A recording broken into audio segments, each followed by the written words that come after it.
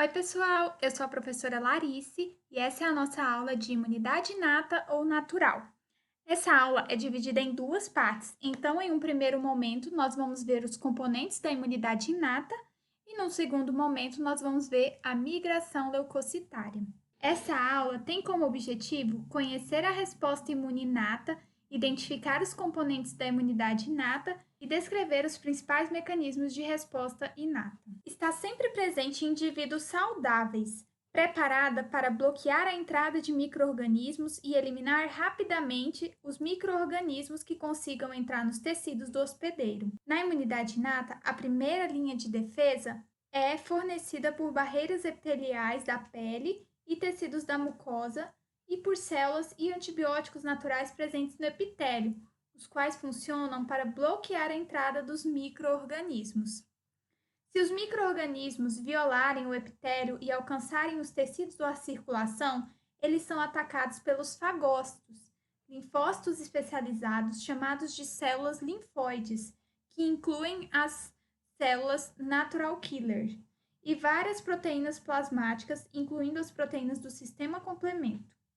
Todos esses mecanismos da imunidade inata, especificamente, reconhecem e reagem contra os micro-organismos.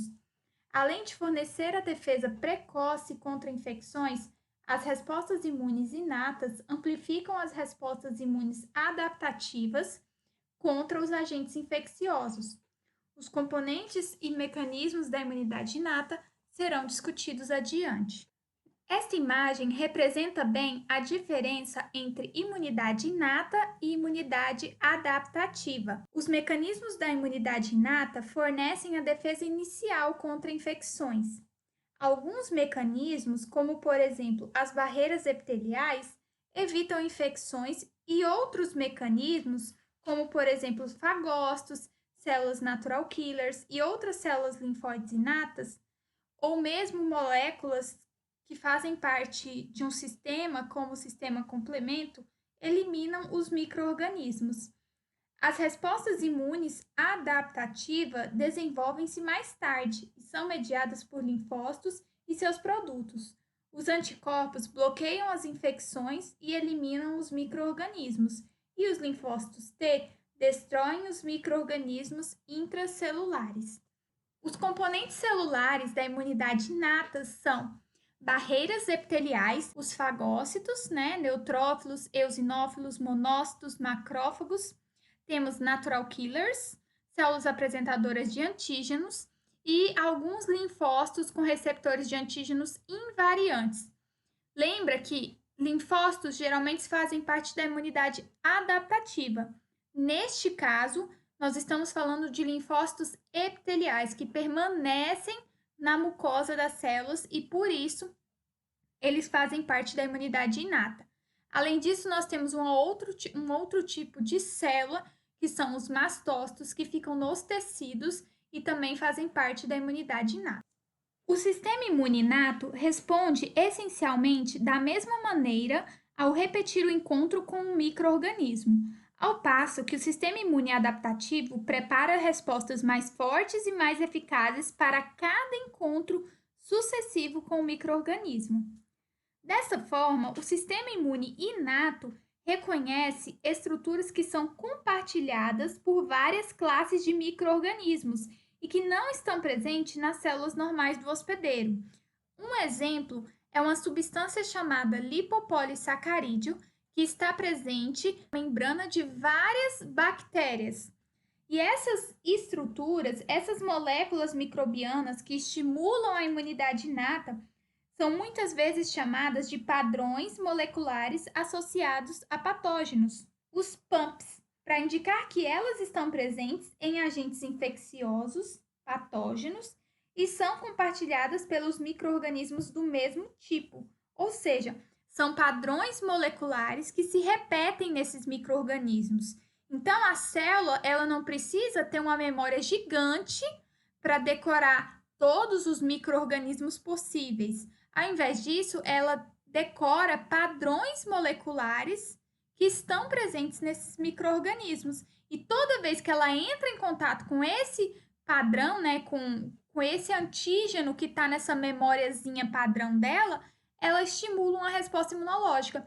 E isso aconteceu ao longo da nossa evolução humana. É como se fosse uma biblioteca em que foi armazenado um conhecimento sobre determinadas estruturas que estão presentes nesses micro-organismos. Além disso, uma outra coisa que a gente tem, que o sistema imune também reconhece, são as moléculas que são liberadas das células hospedeiras, danificadas ou necróticas. Então, células que estão morrendo ou células danificadas também exibem padrões de danos, e esses padrões também são reconhecidos pela imunidade inata, que são os DUMPs. As respostas subsequentes para DUMPs servem para eliminar as células danificadas e para iniciar o processo de reparação tecidual.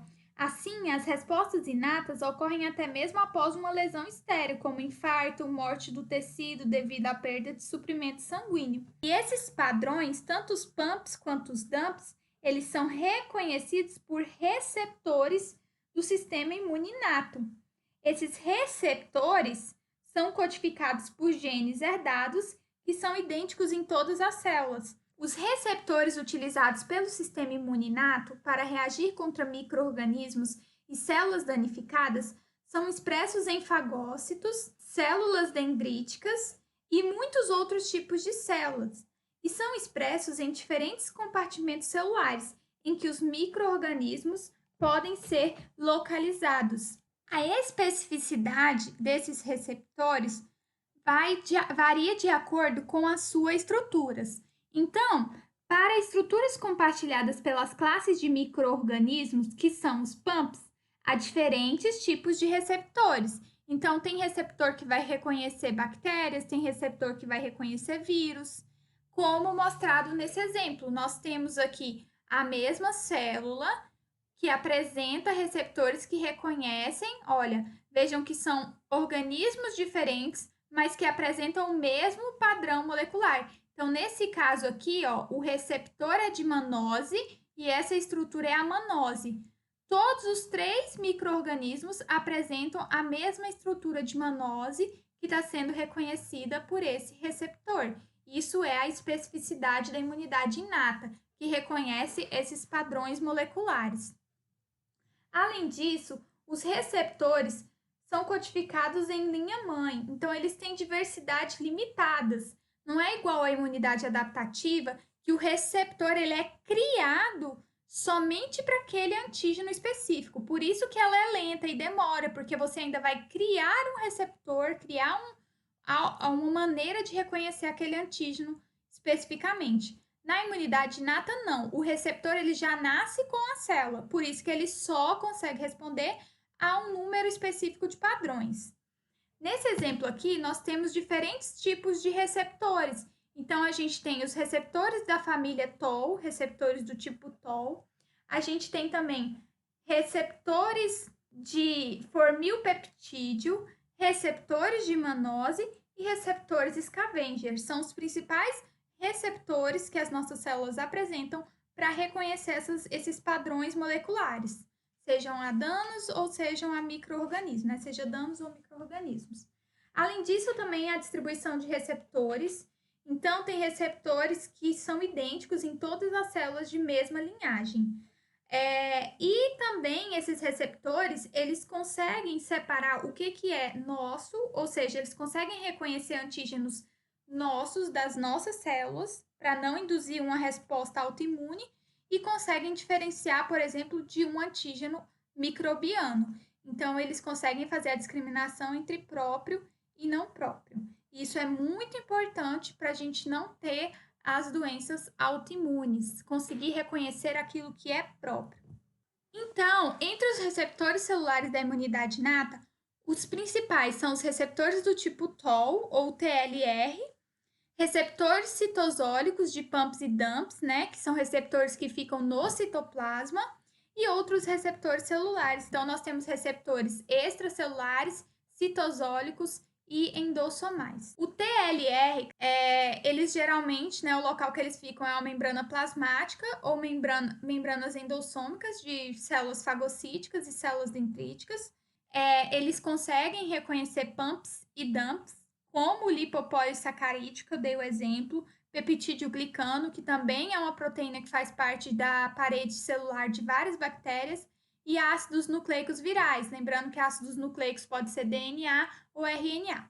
Os receptores dessa família do tipo TOL, eles vão do 1 ao 9. Então, olha só, essa figura mostra exatamente a localização e os componentes que esses receptores respondem.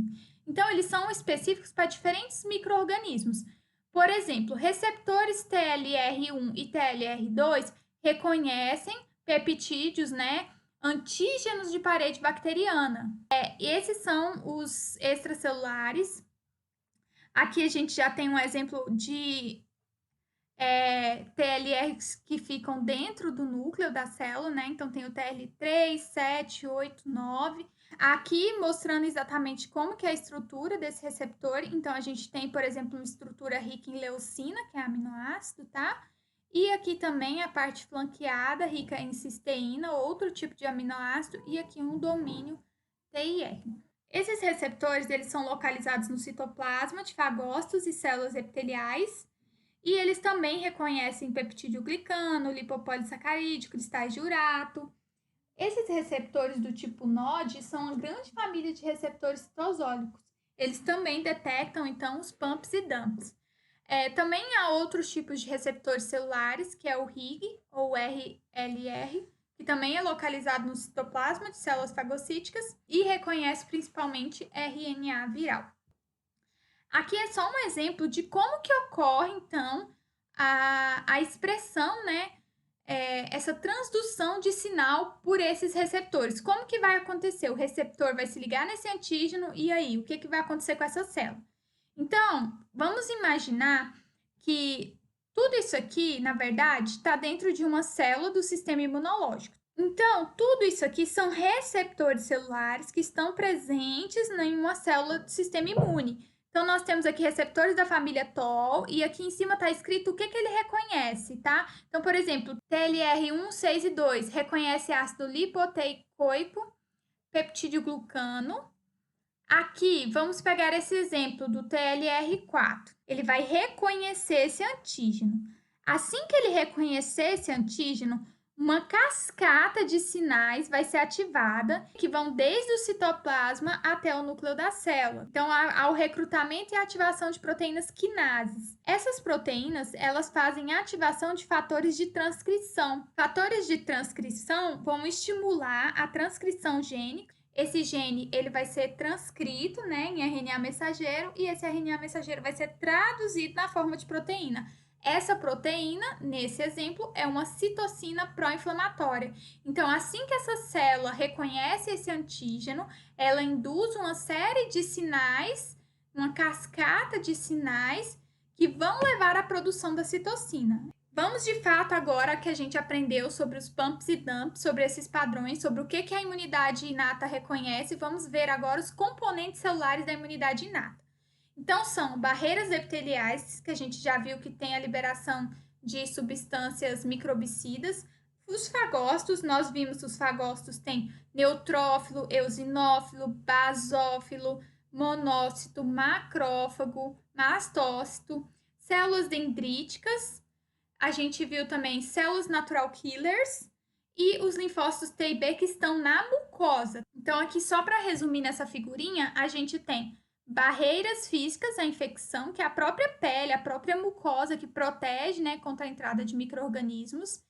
Como que as barreiras epiteliais agem? Elas têm substâncias, né, antibióticos. É como se fosse antibiótico mesmo. Então, assim que esse micro-organismo entra em contato com essa célula, ela libera essas substâncias microbicidas, esses antibióticos peptídicos, e esse organismo, ele é eliminado. Por isso que a gente não fica doente tão fácil, porque a gente tem a própria pele como mecanismo de defesa. Além disso, a gente tem os linfócitos, né? Lembra que eu falei que ficam entre as células da mucosa? Ó, ele tá aqui, ele não sai daqui, ele é fixo. E ele também pode induzir uma resposta imunológica e eliminar esse micro-organismo.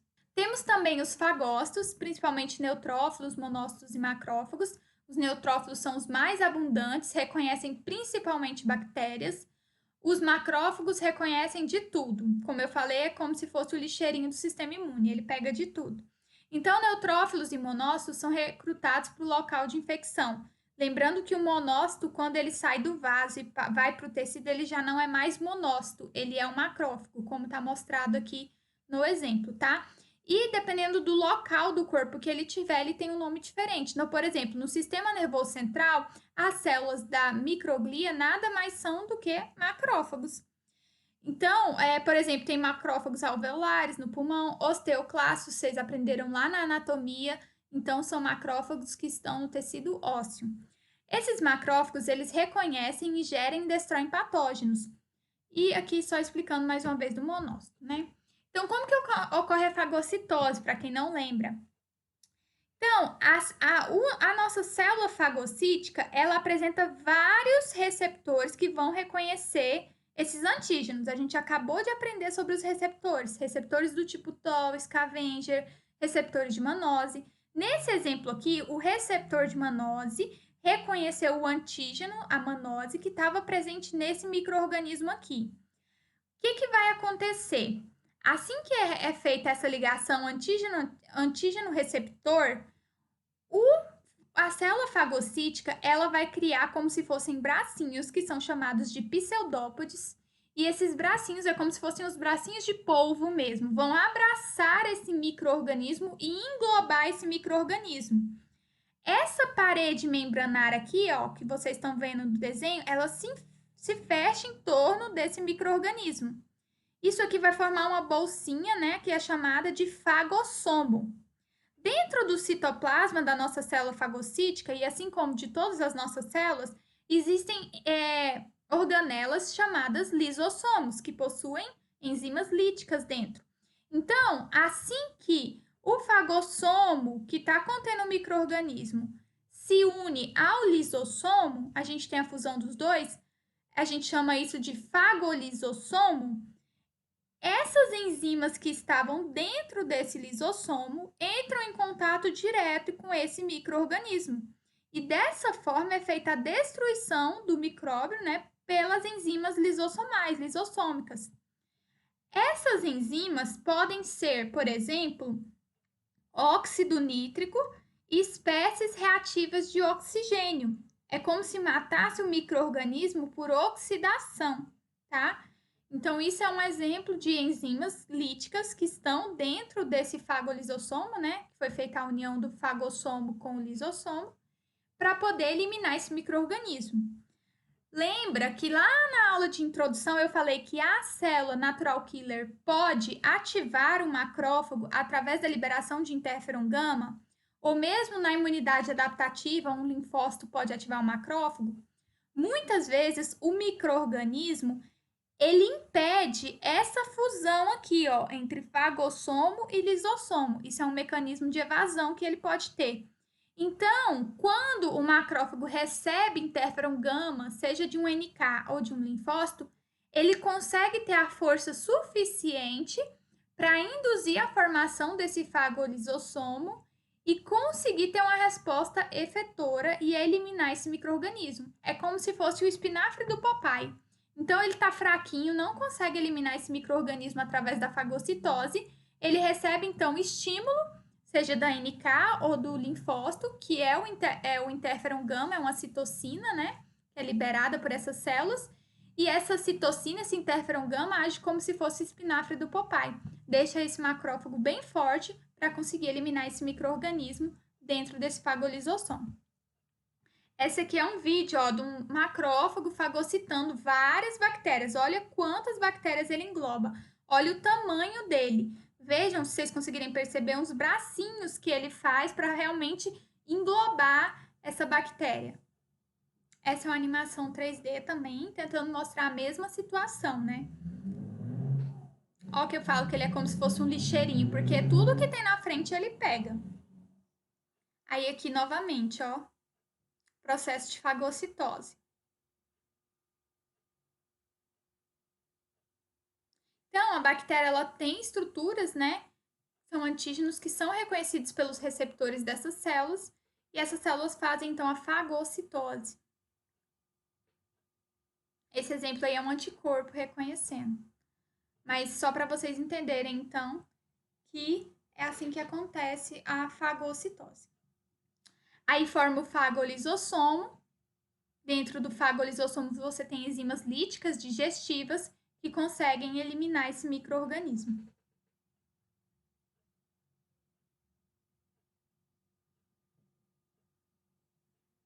Bom, outro tipo de célula que compõe a imunidade inata são as células dendríticas, né? As fofoqueiras do sistema imune. A função delas é apresentar antígeno. Então, elas produzem citocinas que recrutam leucócitos e inicia a resposta imune adquirida adaptativa. A célula dendrítica é muito interessante. Ela faz parte da imunidade inata, mas a partir do momento que ela faz a apresentação de antígeno para um linfócito B e T, aí acaba a participação dela na imunidade inata, porque daí ela está participando da imunidade adaptativa, ela está estimulando células da imunidade adaptativa.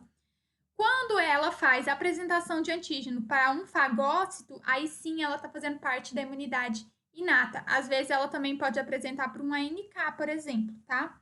Mas elas são muito importantes para o sistema imunológico. E por fim, nós temos a NK, Natural Killer, que tem origem linfóide. Ela tem um núcleo só, mas dentro do seu citoplasma ela possui vários grânulos, tá? Citoplasmáticos. Possui receptores também que vão fazer ativação ou inibição da morte celular. E a função principal dela é lise de células tumorais e células infectadas por vírus e bactérias. Traduzindo, NK faz resposta a micro-organismos intracelulares e células danificadas. Então, o que a NK faz? Quando uma célula está infectada por um micro-organismo, nesse exemplo aqui é um vírus, ela faz uma ligação de receptores com essa célula, recebe o sinal dessa célula de que está danificada e ela mesma induz um sinal para essa célula entrar em apoptose, em morte programada. Então, a NK é quem libera essa célula para morrer. Ela faz com que essa célula tenha um estímulo para poder iniciar a apoptose. Geralmente, para fazer isso, a NK libera alguns tipos de citocina que ativam a cascata da apoptose e leva essa célula à morte. Aqui a gente tem também, por exemplo, a morte de micro-organismos fagocitados, que era o que eu estava falando no slide anterior. O macrófago, ele fagocita o micro-organismo, mas não consegue eliminar esse micro-organismo. Aí ele vai e libera citocinas para essa NK para falar, olha, estou com micro-organismos e não consigo eliminar eles, me ajuda. Nesse exemplo aqui, o macrófago liberou interleucina 12. A NK, assim que ela recebe essa molécula, essa interleucina 12, ela responde a esse macrófago, tudo bem, vou te ajudar. Aí ela dá o espinafre do papai para essa célula, que é o interferon gama. E essa célula consegue ficar forte o suficiente para eliminar esse micro-organismo através da fagocitose. Lembra que eu falei que as nossas células conversam por moléculas? Então é como se fosse uma conversa. O macrófago avisa ela que ele precisa de mais força para eliminar esses micro-organismos e ela então libera esse interferon gama.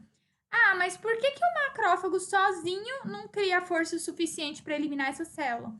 Porque quando ele recebe esse interferon gama, isso diminui o tempo de vida dele. Então ele meio que precisa ser autorizado a viver menos para poder conseguir eliminar esse micro-organismo. É mais ou menos assim, mas a gente vai ter tempo para entender isso.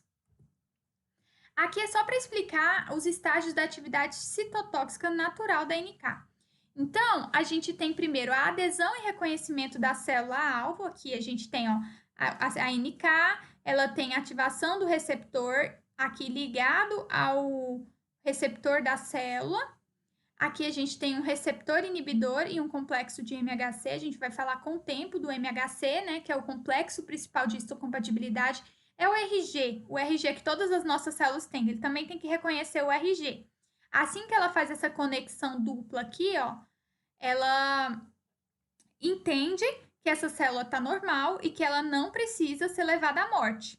Por que ela entendeu isso? Porque essa célula apresentou o RG dela, que é o MHC, o complexo principal de histocompatibilidade. Então, quer dizer que essa célula está normal, está tudo certo. Quando essa célula tem dano, ela não consegue apresentar esse RG. Então, quando a NK vai se ligar a ela e perguntar para ela: Ô, minha filha, você tá bem? Quem é você? Ela não tem esse receptor. E com isso, a NK entende que essa célula está com problema e que ela precisa ser eliminada. E aí sim ela induz essa célula à morte programada, à apoptose. Então, é dessa forma que acontece. Outras classes também de células que fazem parte da imunidade inata são aqueles linfócitos que eu falei para vocês que podem permanecer na membrana, né, na mucosa, e eles não são linfócitos da imunidade adaptativa, mas eles são classes especiais. Então eu só vou citar mesmo o nome, a gente não vai entrar em detalhes, que é o célula T presente de epitélio, célula TNK também, epitélio e órgãos linfóides, célula B1, cavidade peritoneal e tecidos mucosos, célula B da zona marginal, que fica lá nos folículos linfóides do baço e outros órgãos. Essas, então, são as nossas referências dessa aula. Lembrando que essa aula continua com a migração de leucócitos e espero que vocês consultem o material para aprofundar mais ainda o conhecimento. Então é isso, pessoal. Ficamos por aqui. Bons estudos!